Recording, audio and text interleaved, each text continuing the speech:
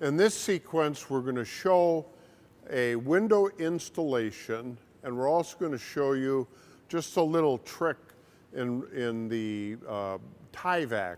All of these panels have been covered with Tyvek, but there's a loose flap on each panel. And we talked about air infiltration. We don't want air to be able to leak in the building. Tyvek, or building wrap as they call it, is a solution to helping mitigate that situation. So what we do is just fold these in. I'm just going to tack this, just a couple tacks to hold it tight.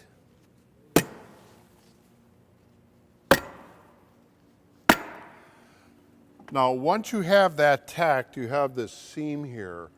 Okay, the construction, the building science guys want us to tape that seam. So we have sent tape along. It's a special tape. It's not duct tape.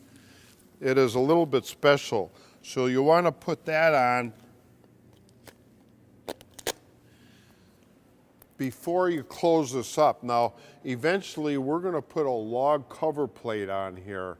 But as one of your helpers that's putting the building together, and go ahead and do these once the panels are all set. These panels have been nailed in a certain pattern. And a code tells us that every 6 inches must be a fastener. Now we can do that with a screw, or later on we're going to show you how we do it with a stapler a little bit faster to get us that code. Now that's code because this panel becomes what we call a brace wall. And because we affix these every 6 inches on center, that is normal code throughout the country, on the bottom and on the sides. So every panel, now we've just tacked this in place, and that's how we suggest you do it. Then come back and nail this before you put your Tyvek on. Fasten it tight. Brace wall basically means that if the wind blows on this building, it won't roll or it won't tip up, okay? And the key word for building inspectors is brace wall. We will call this condition out on the blueprint, and that's part of the SIP, woody insulated panel. We call it WIP, but SIP, structural insulated panel, is kind of the vernacular for this type of construction. Okay, so that's the brace wall of Tyvek. Now we're going to get into installing a window. So we install a window very similar to how we do on our classic cabin.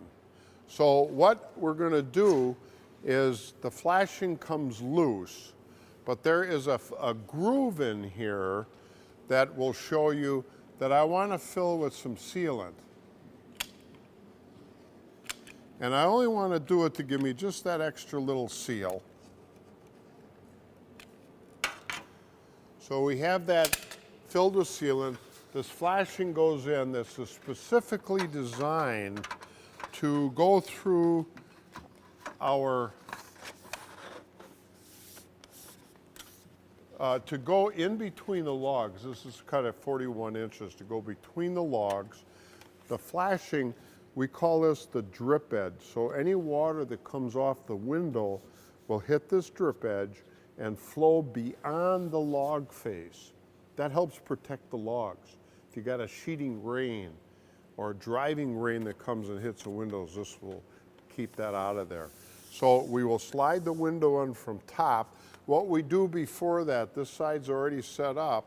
Al's going to come and put this filler piece in of plywood. So these will come loose, the filler, but those have to go in before your window goes in. They will be a little short at top because we have another panel we'll show you that goes on. So Al's just going to put these in. Okay, now I'm going to leave this flap loose, and I'll show you here in a second why. This window is a number 4 window. These are typically used in kitchen sink areas where you want a window over the counter. So this is a number 4 window. And in a minute here, we'll bring that over and drop it into place. Now what we're going to do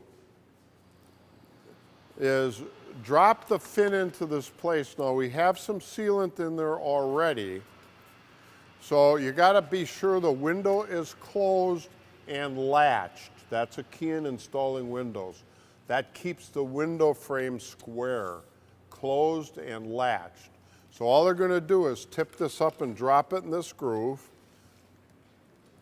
So the window has been set. The flashing, as you can see, is flush with the bottom of the window, so any water that sheets off of here will drop down off the window and drip away. Now all we're going to do is fasten the sides. I just want to put a couple screws in there. Put some screws in the pre-drilled holes in the frame to hold it in place. While he's doing that, let me explain to you that we're only fastening the sides of this window. Okay, the bottom and the top are going to be allowed to float. The reason for that is certain codes, out west especially, in the western states, where you have seismic issues, earthquakes and that, they don't recommend you fasten the top and the bottom, so we let that window flex as the earthquake is creating these seismic issues which stretch the building or flex it.